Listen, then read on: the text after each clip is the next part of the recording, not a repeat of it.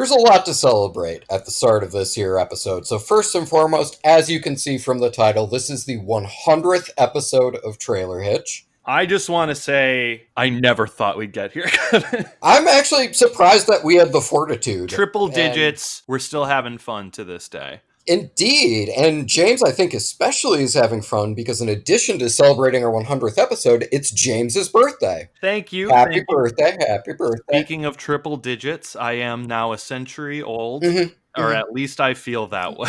James is in a hyperbolic chamber right now, basically just being kept alive through various machines. He kind of looks like Goku in Dragon Ball Z when he's has to heal. A mixture of that and Jake Gyllenhaal and Bubble Boy. And that is my century-year-old life during pandemic. Living my best life. Listen, Bubble Boy is an esoteric reference, but at the same time, thank you for picking something made after the year 2000. I know you always love referencing 1930s movies. I try to keep current, man. I try to keep up to date with the youths out there. That's what gave our podcast so much legs, Kevin. My hip lingo and know-how. Your hip lingo, but not your hip, because that's why you're in the hyperbolic chamber. We're really concerned about you, James. Now, we are recording this obviously on a day different from when this episode drops, so if you want to wish James a happy birthday, you're too late. You're too late. Go back in time. Don't bother. I don't want to hear it. And then for me, it is 6 days until my half birthday, which is really nothing to celebrate at all. But I felt like I had to include myself somehow in this because everything else has been included. I mean, we might as well just celebrate your very happy unbirthday. Yeah, exactly. A very happy unbirthday to you. Well, thank you so much. It's my unbirthday. It's your birthday. It's Trailer Hitch's 100th episode. Let's do it. You can't haul your stuff without a trailer hitch. Trailer hitch.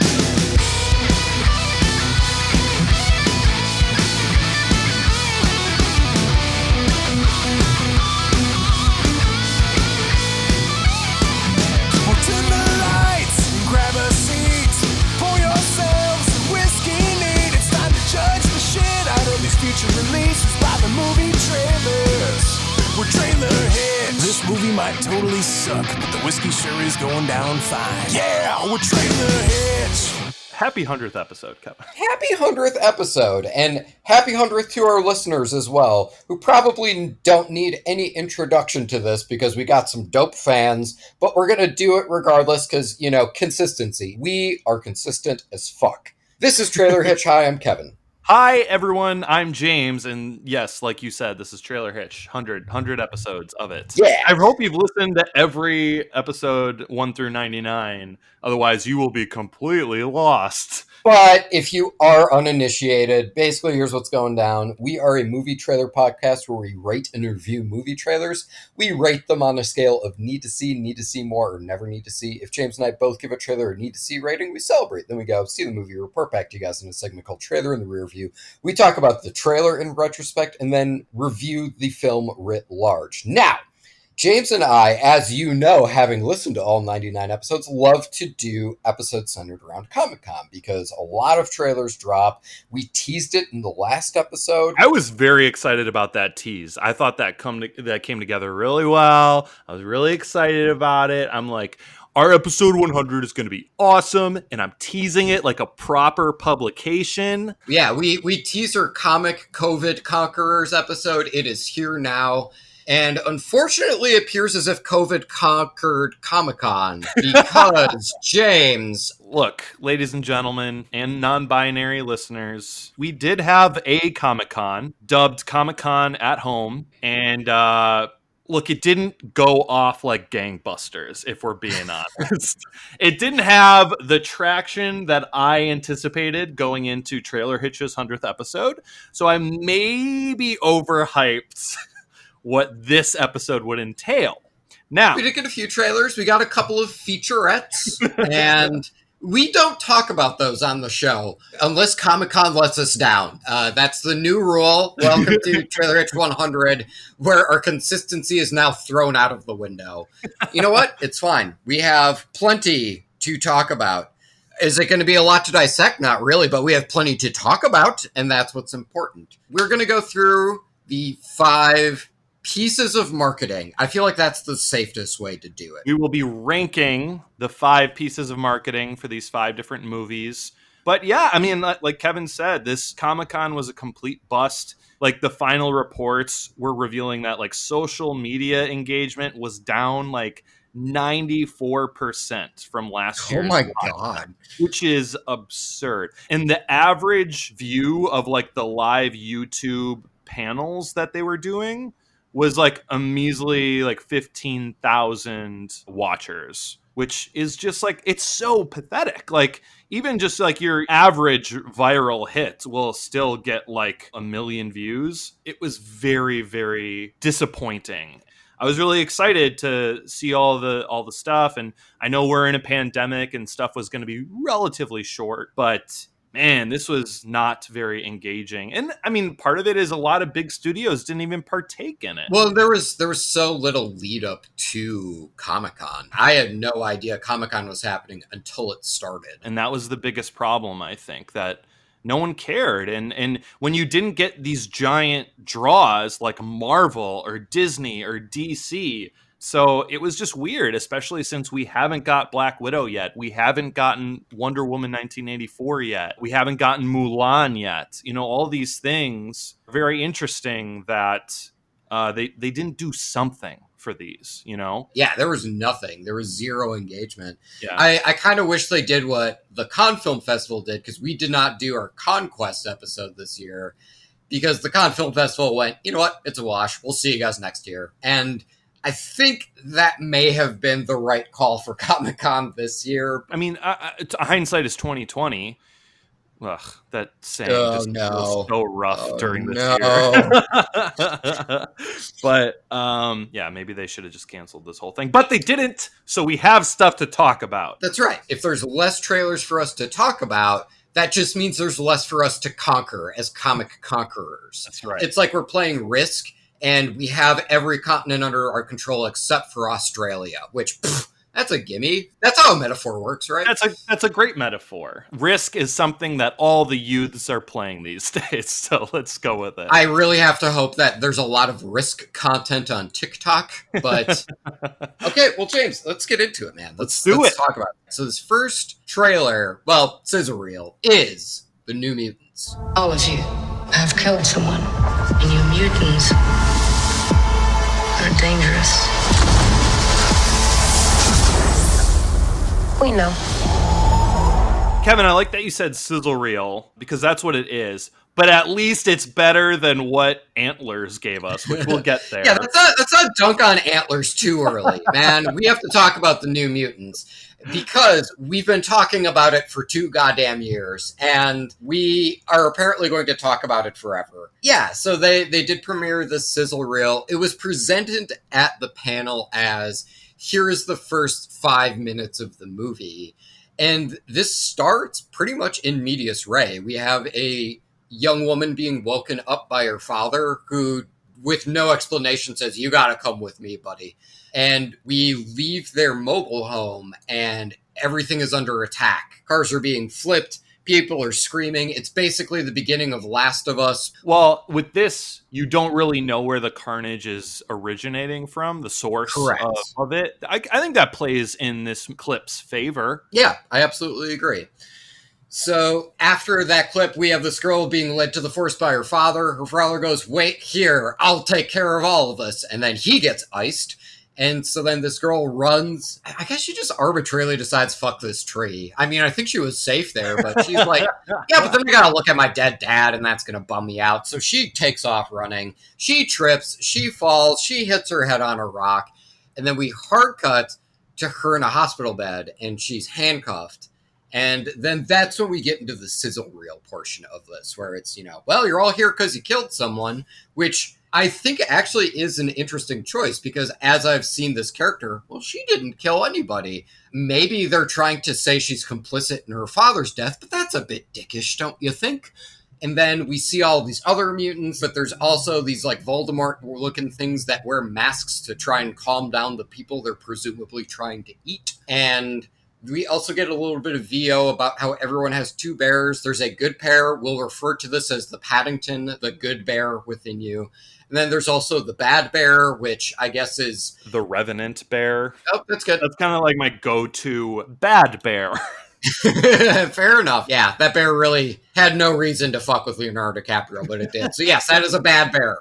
And the end, we see these bear shadow creatures that our New Mutants have to attack. So, James, how are you feeling about this? This being the 400th piece of marketing that we've gotten for New Mutants.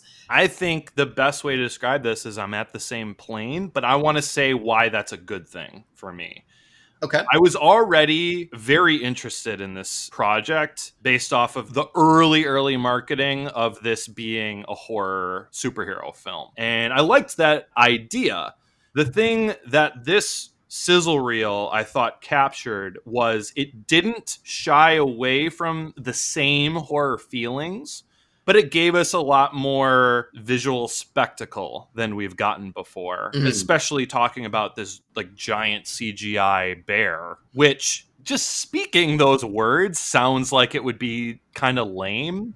There was something oddly refreshing about this giant CGI bear, though. And I think maybe it's just the fact that it's not a hulking gray mass that a lot of superhero movies have been gravitating towards. Like the main villain from the Justice League, Wonder Woman's main villain at the end ended up being just like another gray CGI thing. Even Avengers Infinity War, Thanos' henchmen were all just like kind of gray looking CGI characters. Yeah. You're right. There's a very similar aesthetic with villains. And they didn't do just like a giant beam either pointing into the sky or pointing down from the sky. Fair enough. So they avoided all the tropes and they did something new. Now, is it the most refreshing thing? Probably not. But it was different. And the fact that it fits in this movie that's supposed to be like a horror film, I think that's interesting, man. I think that's interesting. And what I think is interesting specifically about the bear thing is at the very beginning of the clip, we get the context. And I guess it is a First Nations mythology of you have a good bear and a bad bear in you. And so by having these big old CGI bears tearing shit up, we can understand that, in a sense, it's now framing it as a self v self story, because this is you trying to take down the revenant bear inside of you. So that way you can leave Leo DiCaprio alone. and just bring out the Paddington in all of us. That's what we desire in 2020. So I agree that that does frame it in a way where it doesn't feel as lame or as goofy. This is grounded within some kind of theme or some kind of mythology that I think is pretty interesting. Which I appreciate too. Yeah, and I would say with this clip, the main thing that I gravitated toward was that beginning. I did like being thrown in the middle of what was happening and the fact that I didn't really have context for who or what was attacking. I think if the entire clip was just that, I'd be like, all right, you got to give me one snarling ghost bear, you know? Even not knowing a bear was coming, Kevin, you would have been like, you know what this needs? A big snarling CGI ghost bear. Yeah, exactly. Most movies can be improved with that. But that and Kelsey Grammer saying, I'm a badass motherfucker. Yeah, put both of those in a movie, you got an Oscar, baby. But I thought the actor who played the kid did a great job, because when she sees her dad, she nails it. I felt for her. Yeah. And then we get into the sizzle reel aspect of it, and I feel like that's where it kind of started to lose its personality a little bit and started to feel more just like a general comic book movie. But that's when it did kind of get to, you all have powers and there's bad people who are after you. It does raise the question of, if it's a big bad bear, a revenant bear, a ghost bear, if you will, then why are there these like Voldemort looking motherfuckers in the hospital? It does kind of raise some questions, not in a way where I'm like, I really desperately want to know more, but more so in the sense of, okay, well, what the hell are these things? And I guess I'm like kind of fine with the mask, because it's like a smiley face mask, and then they whip up the mask and, I want to kill Harry Potter. I do generally get that because they're in a mental ward, and so, like, you know, you have to keep on this mask of always being happy. Like, I can track what's going on there. But because that aspect isn't really too built up within the sizzle reel, I'm kind of left a bit more at odds and more interested in the Ghost Bear. Which is a weird thing to say, right? Yep, totally. Yeah. Well, we're going to move on. We're going to stop talking about bears, and we're going to move on to things with antlers. I feel like I could have found a good transition, and I just didn't. But here we are. Antlers! Can anyone give me an example of a myth they're afraid of? Antlers tells the story of the Native American mythology of the Wendigo. It's truly a powerful connection between what we do to nature, what we do to each other. It is a metaphor made flesh. All right, so here we are with Antlers. Now, this isn't going to be a trailer, folks. This is absolutely a featurette. That's what we were given. And goddamn it, we're going to conquer this regardless, because that's what we do here at ComicCOVIDConquerers. We, and this one kind of fooled me too for like, I don't know, the first 10 seconds. I'm like, oh, it is a full-on trailer. And then some director or producer started talking and ruining. Yep, Scott Cooper comes in. And yeah, basically it is a featurette that's specifically talking about the Wendigo, which is the First Nations myth that is being used for the basis of Antlers. We do get some content with Chris Iyer, who was the director of Smoke Signals. He served as a consultant on the movie. We get some interview footage with Guillermo del Toro as well. They're basically just talking about the myth of the Wendigo and how basically they show up when misdeeds or evil happens in the world to kind of correct it and bring balance back. The idea is the Wendigo are just going around icing people who are evil, which, right. Why not? We'll take it. Albeit in a horrifying way that still terrifies possibly like not evil people. Right. Well, I think it's a scared straight thing. Like, instead of bringing in a buff burly dude to scream at you in a high school to say don't sell drugs, instead they're bringing in this monster to decapitate half a room. Yeah. But we, as much as we take the piss, we can understand that the myth is probably more so along the lines of, as long as you don't murder anyone, you're okay. But yeah, it mostly just goes into the myth of the Wendigo and how it's a metaphor for like the destruction of a family. And I think that was all fine. The only thing is, because I don't have any connection to the family characters within it, this was all purely theoretical. It was basically just saying like, all right, so this does include American Indian mythology. Now, don't worry. We have two people who are actually American Indian and know what they're talking about, so don't tweet at us. Which it's like, okay, like that's very cool that you guys got Chris Iyer to do some consulting for this. Maybe Chris Iyer could have just directed it, though. But whatever. Like, at least you're hiring him. And because I don't really have too much to gravitate toward with the movie itself, this was purely just a theoretical, so here's the myth of a Wendigo. Boy, did you think, James? I'm kind of on the fence about it. I liked the myth of the Wendigo. And sorry, I say Wendigo, but we also got like 3 different pronunciations in this featurette itself of how to pronounce and you're bound to hear 5 more in this podcast. It's like Wendigo, whatever Kevin said, and then also Wendigo I heard during the featurette, whatever. I feel like for anyone who knows this myth, this is like President Trump trying to pronounce Yosemite. It's just, God, it's fucking painful. So we're going to focus on the lore of the Wendigo instead of focusing on the story in this featurette. Now, I did find this featurette interesting, like on that level. Does it sell the movie? I think no one would be fooled because it doesn't. But it does garner me more interest than I think the very first trailer, which came out, I don't know, like 5 months ago or something. I remember that trailer. We may or may not have talked about it. That's how sort of forgetful it was to me. But having all of this like lore attached to it, that brought a level of interest to this movie that it didn't have based on just the trailer.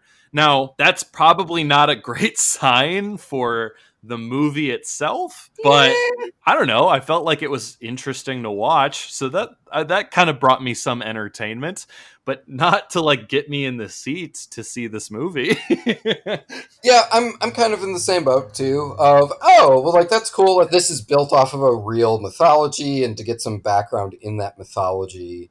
But now applying it to Carrie Russell and her kid who likes to draw fucked up shit. That feels like we're taking a fresh concept and then applying a lot of other typical horror tropes to it. Exactly. And yeah. I kind of wish that they brought in some of the freshness and the creativity of the myth into the framework around it in the movie as well. But alas, they did not do that. So it remains just an interesting featurette where you go, oh, and then that's it. Totally. And speaking of saying totally, let's get into Bill and Ted. Excellent. We've spent our whole life trying to unite the world. And I'm tired, dude. Ted, we have a destiny to fulfill. Whoa! Greetings, my excellent friends. Dude, our dads are totally in trouble. We're gonna go talk to Death. Life, it isn't a wild stallion. Let's rock!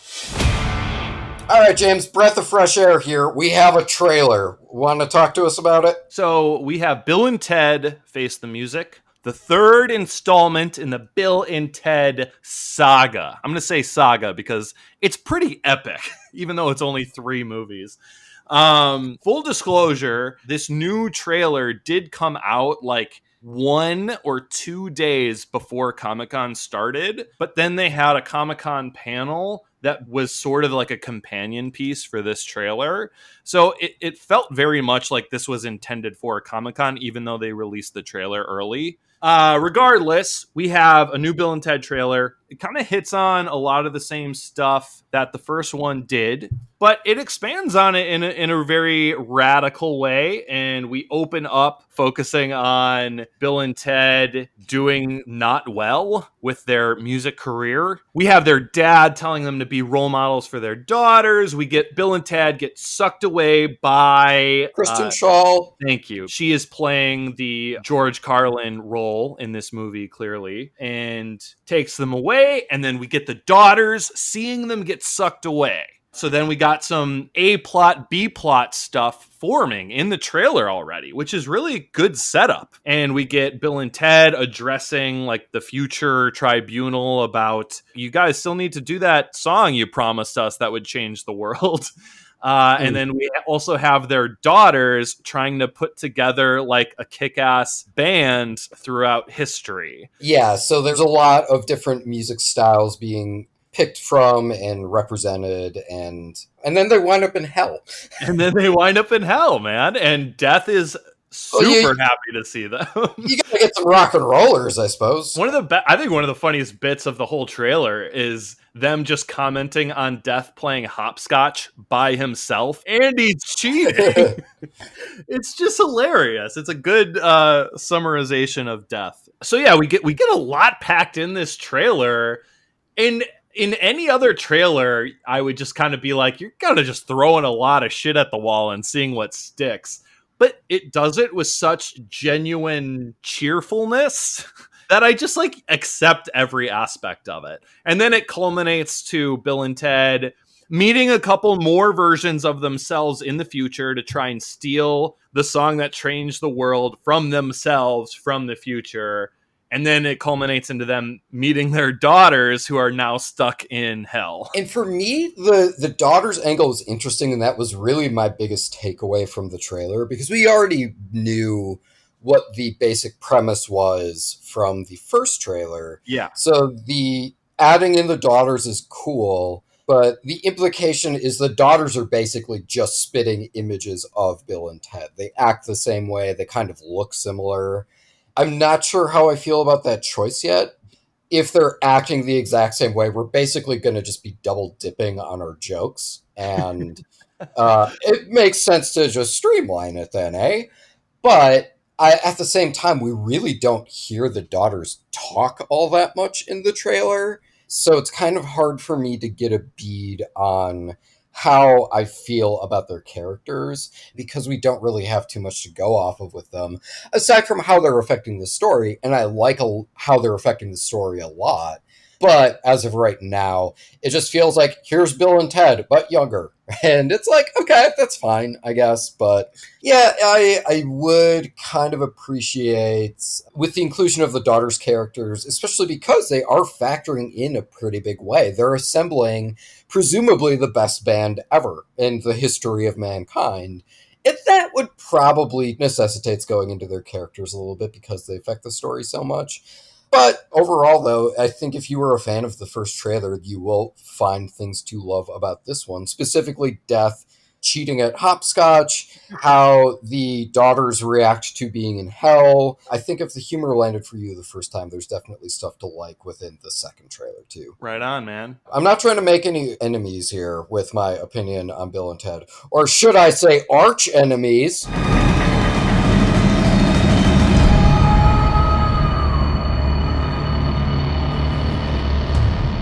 All right, James, I'm kind of hoping that you have a bit more context for me with this, because right now I'm looking at this and thinking, is this just a Postmates driver that's having a bad day? I have to assume that he is a comic book character of some kind, what with it being Comic-Con and all. But we mostly just get our main character driving in a car, reliving a bunch of events. There's a lot of violence. There's a lot of people with guns. There's Paul Scheer with a barbed wire tattoo around his head. It's right. He's very distressed. Yeah. There is 0 words in this whole trailer or teaser, Correct. I should say. Okay, so it's definitely trying to like make it feel very epic. That is very obvious. Very atmospheric, but brooding. Brooding is the atmosphere. Yeah, and there's no level of trying to add a breath of humor in this teaser. Like, this is meant to be taken very, very seriously. There were 3 things that really, really pulled me out of this trailer. Number 1, Paul Scheer in a barbed wire forehead tattoo. I mean, I assumed that was why the guy was screaming in the car, was he was just looking back and going, it was so tacky! Like, I can only imagine he only took this role for the inevitable episode of his podcast, How Did This Get Made? That's fair. That's the only thing I could see happening. So that was number 1. Number 2, there is a shot of our main character, Joe Manganiello. I'm sorry, Joe fans, that I mispronounced his last name. If you also want to write in to let us know how to pronounce that, please feel free to do so. He's like walking towards a building, and there's like 2 little like sky walkways on a diagonal. It's a very interesting visual shot. Unfortunately, I worked at that building for over 5 years, and so every time I see that building, it just sucks me right out of a trailer or a movie. So that is Los Angeles Center Studios that he is like walking towards. And then the third thing that pulled me out of this movie was words, and they just said, from the producers of Mandy. And that's the third thing that lost me. Producer is such a nebulous term. There are producers that like, yeah, I did the accounting for this. So I don't feel like you should judge the accountant producers for your distaste of Mandy. That is fair. But for listeners who might not know, Mandy was a Nicolas Cage starred movie that Kevin and I both gave a need to see it because the trailer was bonkers. We saw it together, and I was not too keen on it. I found it very boring.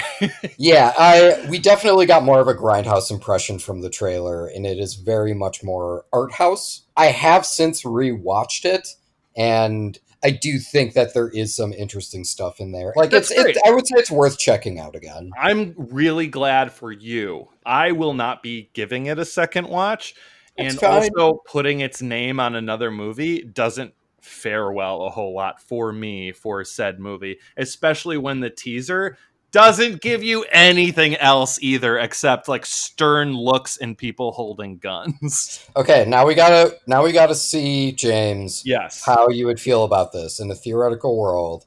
All of a sudden they surprise announce Star Wars Episode 10, and then right underneath it says, from the producers of Mandy. How do you feel? Well, I don't feel great about a Star Wars Episode 10 right now in today's climate anyway, produced by anyone. and add in Mandy. Yeah, that's a very conflicted James right there. All right, I was just checking. But no, dude, I completely agree. I think that having zero context, okay, cool, there's guns, okay, cool, everyone looks broody. And, like, I'm not necessarily looking for levity. If you want your tone to be basically like the Punisher Netflix series or the Daredevil Netflix series, if you want it to just be like, everything is dark and serious all the time, fine, that's your call. But I think what really pulled me out of this was you really don't see the main character doing a whole lot. It is just out of context shots of usually other people holding guns. Yeah. And because of that, I couldn't really form a connection between the character and all of these other dark, broody shots. And so, yeah, I was just kind of like, all right, fine, I guess. Maybe it was just a Ryan Gosling drive stan, and that's like all this movie is. Right, that or Locke, the Tom Hardy movie where he's just in a car the entire time. Yeah. Maybe the main character never gets out of his car. He just drives around and feels bummed about stuff. But he's standing in front of the Los Angeles Center studios, Kevin. In a flashback, though. That's in a flashback. Ooh, see, now you're adding layers that I like. Look, there's not a lot to dissect here. Basically, this is fine. It's a lot of out of context shots. Do you want to see something where people scowl and have guns? Watch this. Otherwise, don't. Is really all it boils down to. Yeah. We came, we saw, we talked about this movie. We conquered it. God damn it. We conquered Speaking it. of us being here. There you are. You know who else was here? Kilroy. Kilroy was here. Blind the eyes that cannot see, make deaf the ears that cannot hear, close the mouth that cannot tell, and send the monster back to hell. Back then, his name was Roy Huggins. When he was your age, he already had a taste for blood. You almost gave me a heart attack. I'm a middle-aged man who eats like shit and huffs floor cleaner all day. Okay, so I haven't seen Full Metal Jacket, so unfortunately I can't make a pun for you right now. This is Kilroy Was Here.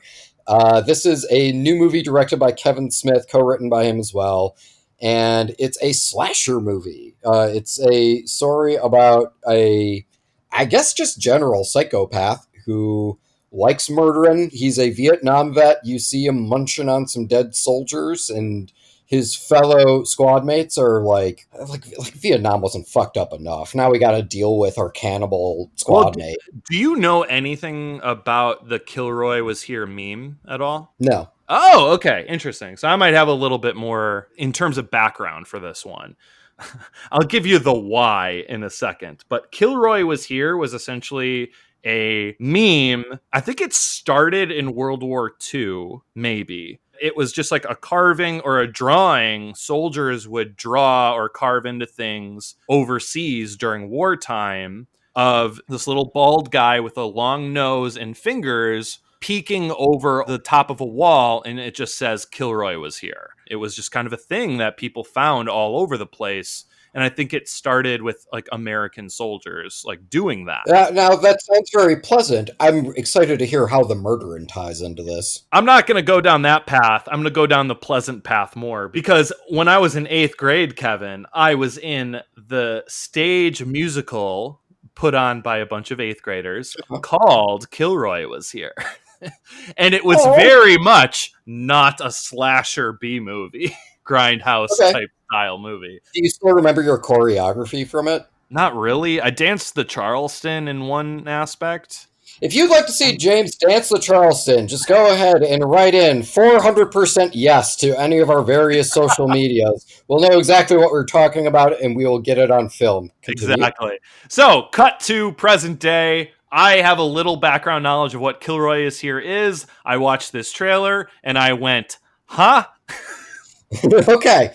I guess we've twisted it. So, yeah, we have a soldier. We got him eating folks. And then we have, various people trying to spread the legend of Kilroy. A babysitter tells it to the kid who she's babysitting. And then we have various other characters, ?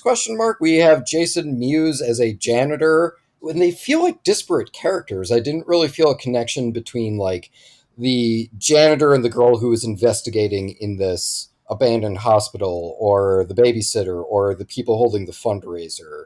I didn't really feel any connection between any of them. And then Kilroy lives up to his name. Kilroy just starts murdering folk. That appears to basically just be the entirety of this trailer. Now, James, what you thinking here? Well, I will tell you what I'm thinking, but I did just send you an image of like the template for what the original meme looked like. But in listeners, I encourage you to Google it yourselves. It's very maybe that's why someone gets stabbed in the nose in this trailer is because of the nose. Exactly. Also, is the crocodile hunter or whatever? Is that Chris Jericho? That is 100% Chris Jericho. I was like, it looks exactly like Chris Jericho. Look, we aren't batting 100 on movies starring professional wrestlers on this podcast. Kevin and I just talked about Money Plane starring Edge. Well, because it's Money Plane, I'd say we're batting at about 150, even though that's not possible. But go on. So it was pretty exciting seeing Chris Jericho in this, hamming it up. I don't know. Look, I think this looks better than Kevin Smith's Yoga Hosers, which was basically two Canadian teens or young adults getting invaded by like Nazi sausages or something. Yeah. I don't know. Like Tusk was already a little bit weird for me. And then Yoga Hosers, I saw the trailer and I was like, who is it? If there's a demographic for this, great. But I don't know anyone that would pay to see this. Yeah, it's very much he's making movies exclusively for his fans at this point, which to a degree, that's what everyone does. I mean, that's all Adam Sandler does. The only difference is Adam Sandler makes $1 billion every time he does it. But yeah, with Kevin Smith, yeah, it's like, look, there's Jason Mewes. Look, there's my daughter. Look, there's my daughter getting her face cut in half. It basically just feels like something where you can sit back and go, I recognize this from this or this other aspect from like his other movies. Because yeah, when it comes to a coherent narrative or any sort of characterization or anything like that, oh yeah, no, there's like fucking nothing going on here. Like, it ends on a pretty weak joke with someone getting cut in half, and Jason Mewes, the janitor, goes, better get my mop, which doesn't really work for me. I think that works as, like, a middle of the trailer joke. If it's, like, cut in between, like, a montage of deaths and stuff, I think that could be a good, just, like, breath of comic relief right there. But if it was at the beginning of the montage, right? It's like you just see Jason Mewes and his face drops, better get my mop, then you go into a montage of killing. Oh, like, yeah. See, there you go. Yep. Well, you can find a way to make it work. But yeah, I think they were expecting it to bring down the house, and it barely brought down Kevin Smith's daughter's face. Look, there were aspects of this that I'm like, I mean, Chris Jericho looks fun in this. Sure. And the gore looks very Grindhouse-esque a little bit. So those are things that interest me. But in terms of like the story, I guess I'm just like, I guess I was a little muddled because of my previous association with Kilroy Was Here already. I don't know. Sure. I mean, you danced the Charleston for Kilroy. I danced murdered. The Charleston. Also, from the perspective of the trailer, it's like everyone who talks about Kilroy or is investigating Kilroy gets killed in this trailer, and therefore it's like, all right, well, I guess we're done here. So I don't really have any compulsion then to see the movie based off of this. Look, I didn't hate it, but it was weird. Okay. All right. Well, which ones did you hate, James? We're going to figure that out because now we're going to rank all of these bad boys. That's right. We're just going to round robin it. I'll go with like my number 5. You go with your number 5, and then we just work our way up to number 1. I love it. Yeah. So my number 5, my least favorite, was actually Kilroy Was Here. Just because I didn't really have any connection to why Kilroy was killing, or... You had no connection as to why Kilroy was here? Yeah, exactly. Yeah. How about you, James? What's your number 5? Is a hilarious joke, everyone, but also it fits because it's like, we don't know why that killer was really killing people. Guys, if you can all stop laughing, we have to continue with this ranking. It's really hard to hear. Yeah, James. Okay, so James's number 5 is actually going to be Antlers. Yeah, while I did find that very interesting on just a lore lesson, it just didn't really garner a whole lot of interest for me. Even with like big names like Guillermo del Toro, I thought it would be a bigger draw, and it really wasn't. It was the least interesting thing of the bunch for me. All right, that's legit. My number 4 is Archenemy, or Archenemy, however you pronounce it. It's my number 4, primarily because, all right, I mean, like, some of these images look kind of interesting, but I still have absolutely no idea what's happening here, and I'm spending most of the trailer just looking at the reference points and saying, oh, this kind of reminds me of Drive. Okay, this kind of reminds me of Mandy. That sort of reminds me of Enemy, the Denis Villeneuve movie. And so I spend most of my time just thinking of other movies I could be watching instead. That's fair. My number 4 is also Archenemy, Kevin. Yeah.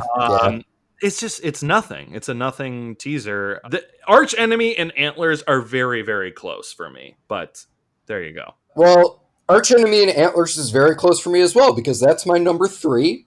Granted, it's a featurette, and I will admit, it's mostly due to lack of competition. But I will say is I did find the history around the Wendigo interesting.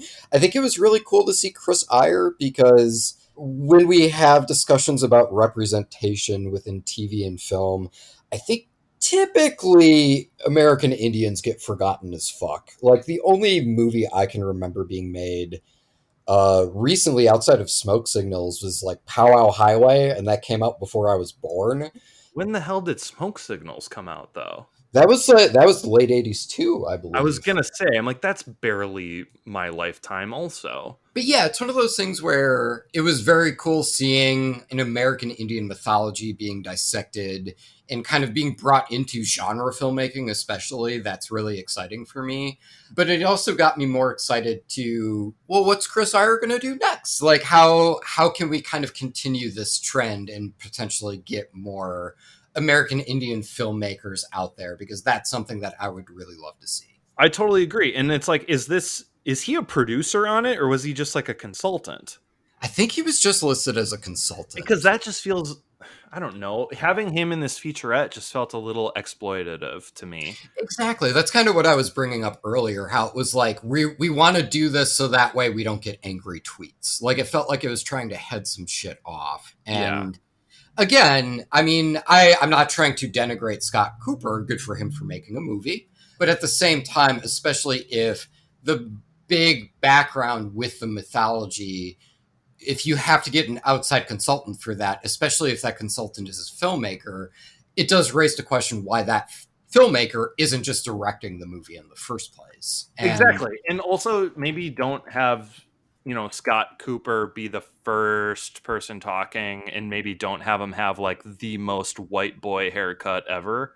I think those are two visual things that would help you out. At the very least, he doesn't have the Twitch streamer / Nazi haircut, which is the closely cropped on the sides and long on the top. I feel like that's about as white boy as it gets. That would have been so much worse. He had more of a gelled pompadour. Is that what you would say? Yeah. Look, we're getting deep on hairstyles here, and I love it. I love it.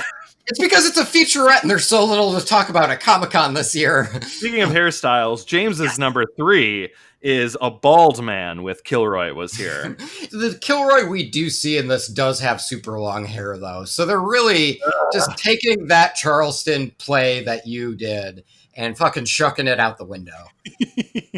Well, either way, it's a hair comment, isn't it? So Kilroy Was Here was my 3rd one. It looks not very interesting to me, but there are aspects that are so goofy that I'm like, well, I mean, more stuff stood out to me in this than the last 2, so maybe that's why it's placing higher for me. I can honestly say that going forward, I actually like the next 2, but Kilroy Was Here was the last one that I'm just like, I guess I gotta place this somewhere. Right? Same thing. That's going to be less begrudgingly placing it in the middle for me. Now it's like, okay, these are two I actually do enjoy. My number 2 is Bill and Ted. I did really appreciate the new riff that they had with bringing in various band members from throughout history. I thought that was really interesting. I think it still retains the same level of fun that the first trailer had. And I'm still excited to see this. I'm also excellently excited to see Bill and Ted also. That did not waver at all for me. Oh my God. But it is also still my number 2, Kevin. So therefore, does that means our number 1 is a movie that probably will never come out. We will be at Trailer Hitch episode 400 when the snake flu has us all inside, and then we have to be like, yeah, all right, we're giving number 1 to the New Mutants again because it keeps getting pushed back. The entire cast and crew is now living in pods like James, and they're still doing marketing for it on Zoom. Son of a bitch. Yep, it's number 1 is the New Mutants. By default, they keep knocking out of the park with the marketing for New Mutants. 2 years on. And and here we are. I just real quick about Bill and Ted, though. Like you said, I do really, really love this, and I'm super pumped to see it. And I liked the new additions to it, but New Mutants was just so interesting and different and exciting. And the idea that we've been talking about this for so long, maybe that's an unfair advantage, but it just adds so much more mythos to this. The other way around. I think the fact that it's been around so long and we have cracked so many goddamn jokes about how it's never coming out honestly serves as a disadvantage to it, because when you sent this to me, I was like, there's nothing they could show me to surprise me anymore, because I've seen however many trailers and however many clips from the movie. Like, I've basically, if I really wanted to, just through the marketing, I could probably cut together a 90-minute film out of it. There's that much goddamn footage out there. And then out this comes, and no, they did give me something that added a new riff, and an interesting one at that, to the material. And I was incredibly impressed by that. Ditto, man. It just was fun and interesting and different, and it excited me. Yeah, absolutely, dude. Well, we did it. We conquered ComicCon. COVID style. Yeah. Which means there was less to conquer, but damn it, we did it anyway. It counts. There's no asterisks next to it. We did it. Yeah, Eastern Australia tried to put up a fight as we were trying to take it and risk, but oh god, you know what? It's another risk comment. Jesus. But we ended up hitting 6s, and we vanquished it. We have conquered all of Comic-Con. So yeah, all right. Well, thank you all so much for listening. What did you think about all of these Comic-Con properties? There's not much to think about, so if you want to leave a short comment, you can do that at Twitter at TrailerHitchPod. But let's say you wanted to go into some amount of depth for them. That's okay. You can do that at Facebook if you just search for Trailer Hitch Podcast there. Or if you wanted to just sum everything you thought up into one picture, cool. Instagram at Trailer Hitch Podcast. You can find us there. But let's say that maybe you wanted to go more into the mythos of Kilroy. Maybe you wanted to tell us how to pronounce Wendigo. Maybe you wanted to say that you love Mandy and James is wrong. And you need like 2 pages to do it. We have an email, trailerhitchmailbox@gmail.com. You can send us missives there. Otherwise, if you're watching us on YouTube right now, you could just go ahead and comment. We look at those too. And thankfully, because we have really cool fans, like we don't really have too many people who are like, do you want to work from home? I make $3,000 a month. And it's like, don't tempt me like that. Delete. Yes. So you could just go ahead and comment on YouTube. And while you're on YouTube, go ahead, like, subscribe, do all of the things that help us find more listeners. Be sure to also do that on Apple Podcasts, where we're featured on, or on Stitcher. By the way, if you wanted to just give us free movies like that one person did with Money Plane, feel free to hit us up on all of those platforms to contact us. And odds are we'll review it because, again, we reviewed Money Plane. Before we go, we would like to thank Danny Schmitz from Lost in a Name for the amazing intro that you hear at the top of every episode. We would like to thank Rachel Ashley for the amazing cover art that you see on our various social medias and platforms. You can find her work at Mighty Creations on Instagram.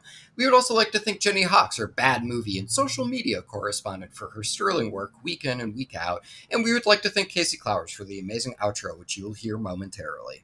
Hey, James. Yeah. Have something special to say for episode 100, buddy? Oh, you bet I do.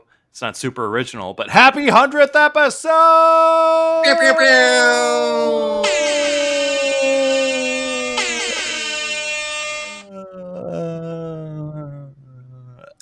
Oh, yep. Trailer Hitch.